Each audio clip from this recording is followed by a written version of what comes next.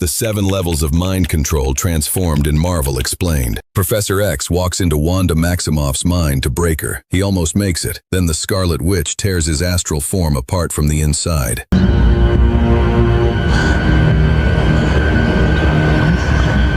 That's not level 7. That's just where level 7 starts. Level 1, the touch telepath Mantis. Here is the fact that changes how you read every level above this one. The most intimate form of mind control in the MCU requires the controller to understand you in order to override you. Not command you, not infect you, understand you, and use that understanding as the entry point. That mechanism sounds gentle. On screen, it looks like a god going to sleep in the middle of a conversation. The character operating this system is Mantis. Her architecture runs on contact. In Guardians of the Galaxy Volume 2, she demonstrates it against the most extreme available test case, Ego the Living Planet, a celestial, a being whose consciousness spans geological epochs, whose body is an entire world. She places her hands on him, and the system engages. What she does is not a command. She projects an emotional state with enough precision that a mind measuring time in eons simply folds. He goes under. 1 empath, 2 hands, a sedated celestial. The gap between her apparent fragility and that outcome is the first data point this list is building toward. The psychological variable that separates this mechanism from everything above it is what the controller must do to make it function. Mantis doesn't just override the target's mind. She has to read it first. She understands you while she controls you, which is a categorically different kind of violation than a command or a pathogen. It requires proximity. It requires contact. It requires the controller to be close enough to feel what you feel. That intimacy is the mechanism's power. It is also the mechanism's ceiling. Drax, there's something I must tell you. The operational limit shows up clearly across Volume 2 and the Guardians Holiday Special on Disney+. Her system appears to work on one target at a time. In the Holiday Special, she holds Kevin Bacon in a state of compliance until his genuine confusion disrupts the emotional coherence she's reading, and the control dissolves. She doesn't choose to release him. The system breaks because the data it's running on becomes incoherent. A mind control architecture that can be terminated by authentic emotion is a mind control architecture with a structural vulnerability baked in. That is why she opens the list. Not because sedating a celestial registers as a modest achievement. It doesn't. But the mechanism still requires touch, still operates on one target, still depends on the controller being close enough to feel the damage they're doing. Every rung above this one removes one of those requirements. The next level removes all 3 simultaneously. It requires only one thing: air. Level 2, the voice virus, Kilgrave. The most important word in Kilgrave's entire psychological profile is not control, it's want. His victims don't report experiencing coercion, they report experiencing desire, a complete, sincere, undifferentiated desire to carry out his instructions.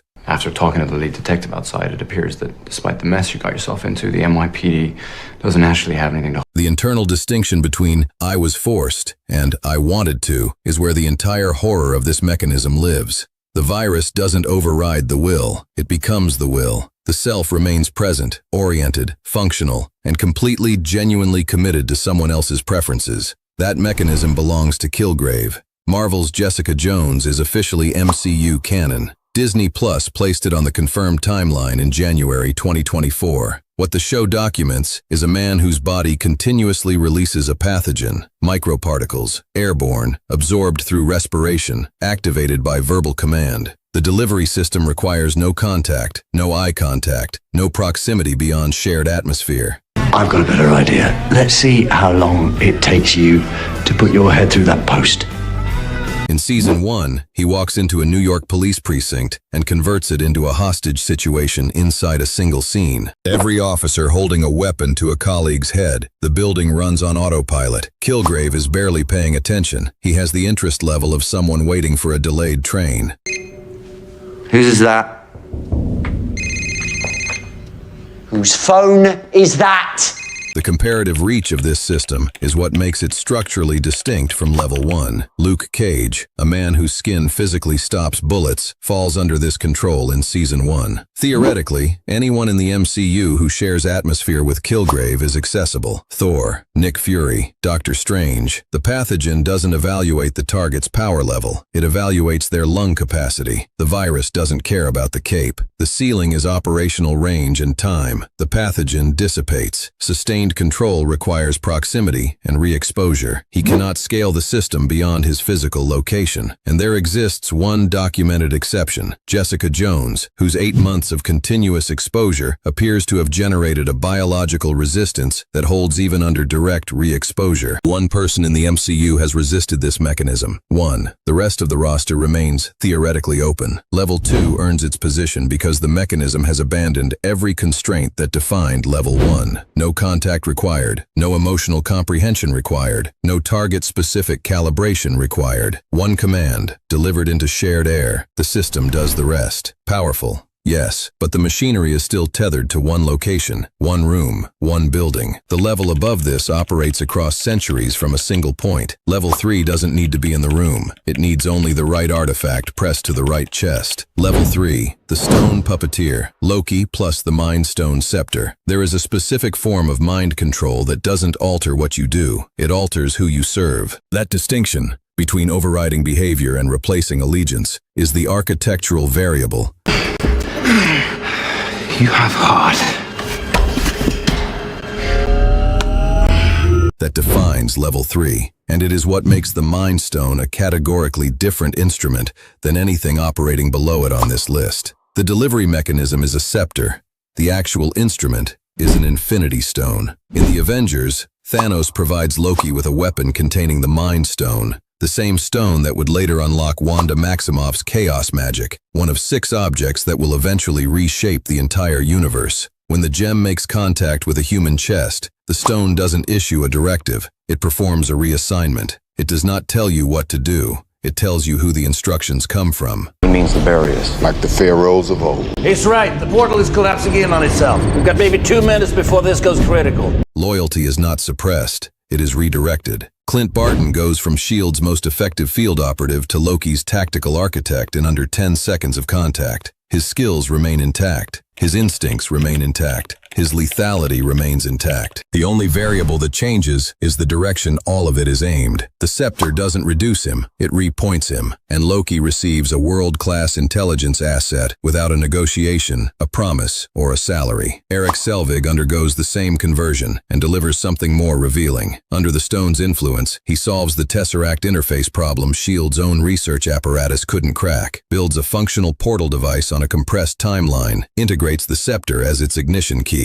Then, in Avengers Age of Ultron, Selvig reveals he hit a failsafe inside the device's design while under the stone's control. His will wasn't gone, only suppressed. He was inside his own cognition the entire time, fighting from a room he couldn't exit, winning one small technical argument the stone didn't notice. That detail transforms the mechanism's classification. This is not puppetry. A puppet has no interior. This is a more specific category of cruelty, imprisonment inside the body's own operational continuity. You are still there. You cannot reach the controls. The structural limit is artifact dependency and physical delivery. Without the scepter, this power doesn't exist. A sufficient concussive impact resets the stone's hold. Black Widow renders Hawkeye unconscious in combat, and he wakes up himself. Play. Pull you out. Stuff something else in. The mechanism requires contact, requires the tool, requires Loki to be present to operate it. Remove the artifact, remove the control. That tool dependency is why Level 3 sits below what follows. The Mind Stone is the highest category of instrument the universe produces, but it is still an instrument. Level 4 requires no instrument at all. The system is the body. It has been running for 7,000 years. Level 4, the Cosmic Shepherd, Druig. There is a point at which mind control stops being something a being activates and starts being something a being is. Not a power deployed when needed, not a mechanism triggered by contact or command, a continuous operational system embedded in the architecture of the controller's existence, running at all times, at any scale. I've missed all of you. requiring nothing external to sustain it. Level 4 is where the MCU's mind control ladder crosses that threshold. The character standing here didn't acquire this system. He was engineered with it. That character is Druig. In Eternals, directed by Chloe Zhao, the operational history is 7,000 years of continuous human observation. Every war, every collapse, every repeating pattern of what civilizations choose to do to each other when the resources run short. Druig doesn't observe from a distance. His cosmic telepathy is native, built into his biology by Arisham the Judge, requiring no tool, no pathogen, no instrument. He is wired into human cognition the way a communications network is wired into infrastructure.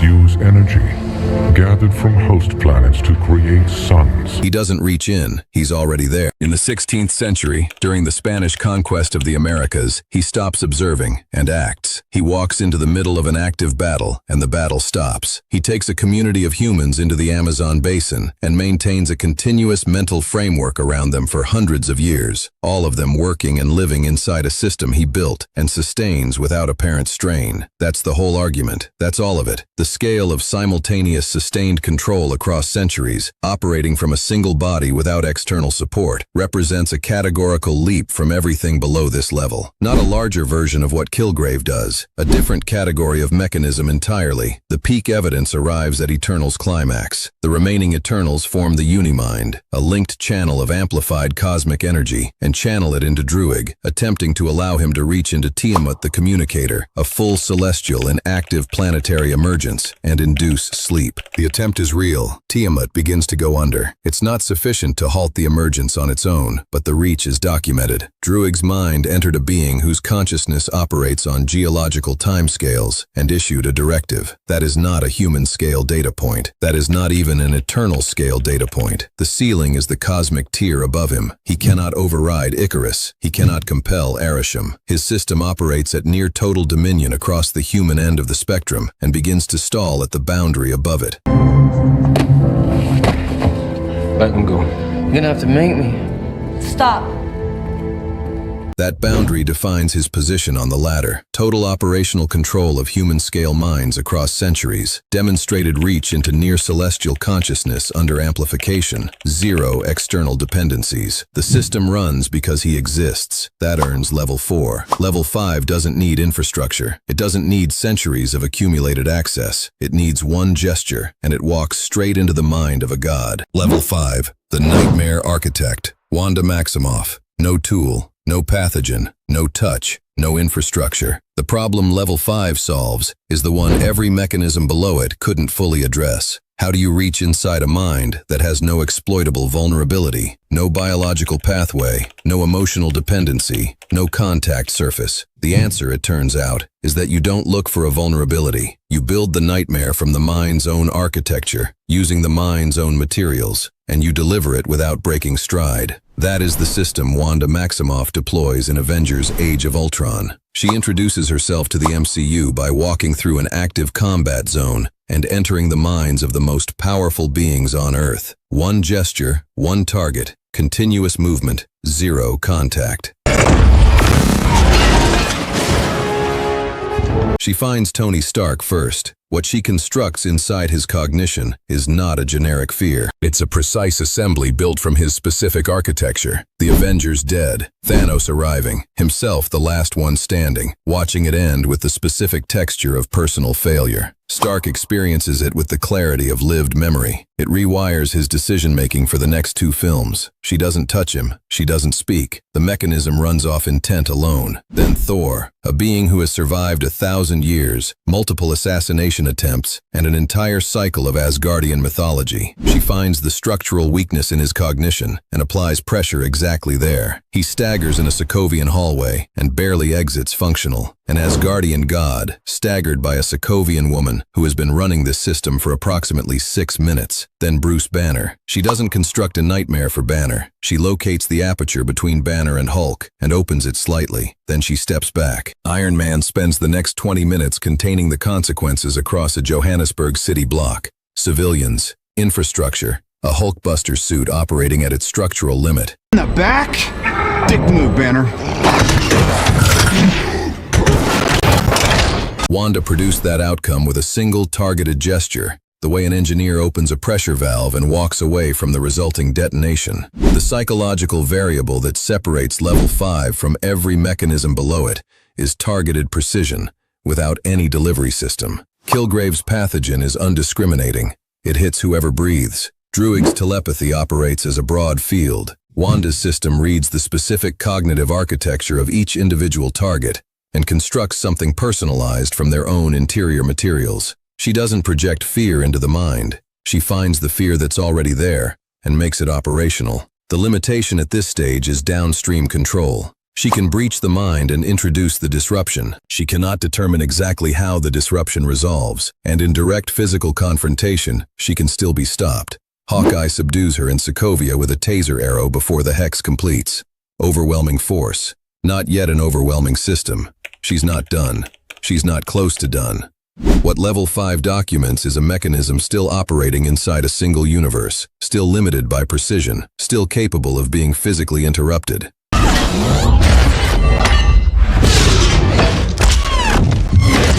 Level 6 shows what happens when the mechanism stops requiring the controller's awareness to run. Level 6 removes the ceiling. It doesn't raise it. Level 6.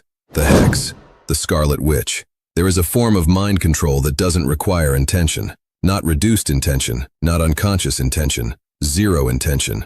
The mechanism at Level 6 operates below the threshold of the controller's awareness entirely, running at town scale, reshaping thousands of minds simultaneously, sustaining itself indefinitely, without the controller knowing it has started. That mechanism is the Hex.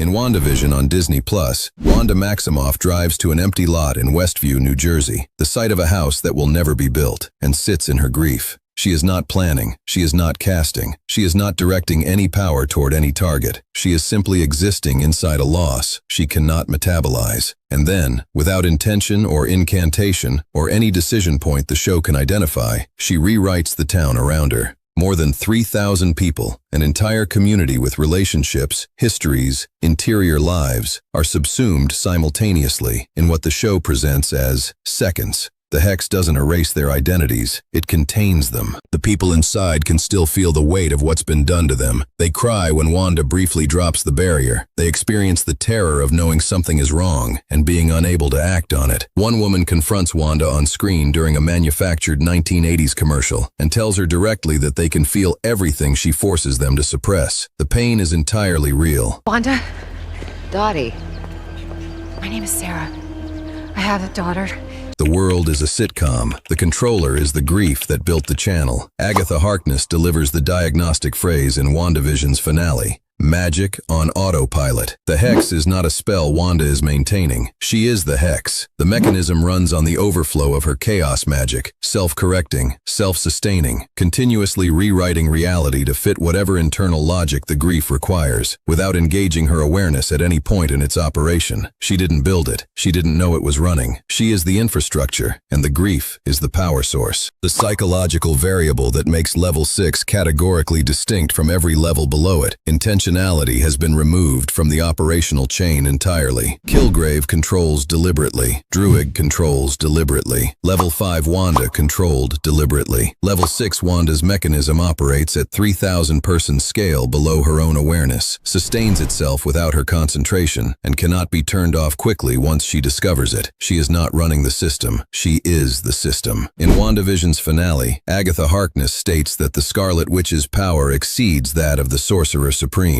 Level 6 is the documented evidence that supports the claim. No other mechanism on this list has operated at this scale, while the controller was effectively unconscious. No other mechanism has made self-sustainability its default operating state. The structural vulnerability is her own awareness. When she learns what the Hex is doing, the architecture becomes contestable. In here, you feel at peace. She can dismantle it at enormous cost with sufficient effort. Consciousness is the override. Level 7 removes that vulnerability. There's a version of the Scarlet Witch who is fully conscious, fully deliberate, sitting motionless in one universe and wearing a body in another. That version operates without grief. That version operates without accident. That version has read the Darkhold's final pages, and that version is where the ladder ends. Level 7, the Dreamwalker, the Scarlet Witch. The question every level below this one was building toward is a boundary question. How far can a mind control mechanism extend before it hits the edge of what a universe permits? The answer, documented on screen in Doctor Strange in the Multiverse of Madness, is that the Scarlet Witch found the edge and crossed it. She's sitting still, eyes closed, hands folded, motionless on a mountain in her own universe. She is not moving. She is barely breathing. She is in meditation. And on the other side of a dimensional boundary,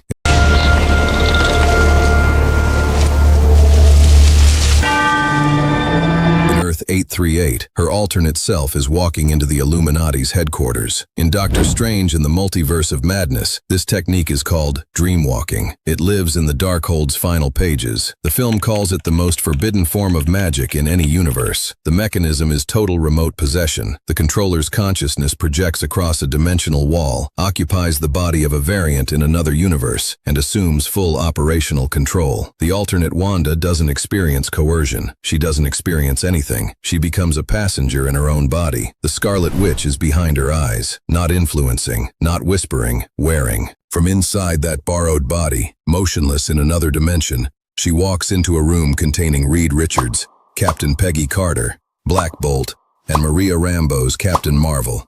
Earth 838's assembled roster of greatest heroes. All of them die while she sits on a mountain in a different universe.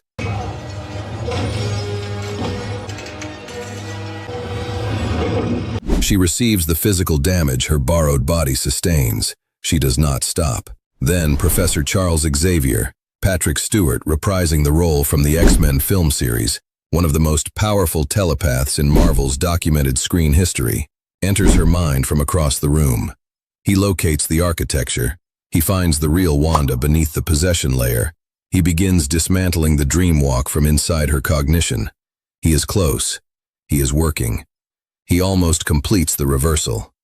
The Scarlet Witch emerges from a red mist inside her own mind and decapitates his astral form.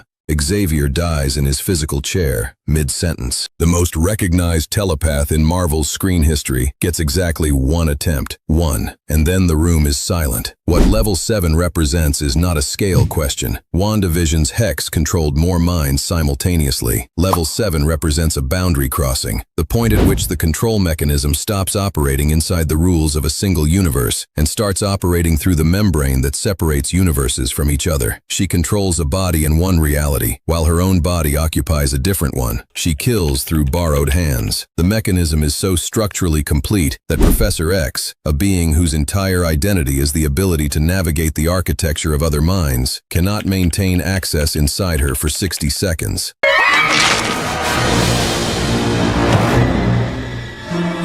The Darkhold's most forbidden technique corrupts the caster's soul. At sustained use, it triggers multiversal incursions. Entire universes can be destroyed by a single sustained operation. She uses it anyway. Her limitation is the Darkhold's cost structure. Each use extracts something that doesn't return. When the alternate sons of her Earth 838 variant register what she's become with genuine terror, that cost presents itself in a form she didn't calculate. She destroys the Darkhold. Every copy. In every universe, to terminate what the book has made of her. That's the fracture in the architecture, the most powerful mind control mechanism in the MCU's screen canon, and the one mind it never successfully resolved was the controller's own. She is not merely the ceiling of this list. She is the proof that mind control, at its absolute operational limit, stops being a classification of power and becomes a condition of physics, something the universe has to accommodate rather than contain. And the Scarlet Witch is the only being in the MCU's confirmed screen canon who has pushed the mechanism that far. Return to the image this video opened with. Professor X walked into Wanda Maximoff's mind. He didn't walk out. That's where the ladder started. That's where it ends. What the ladder actually measures,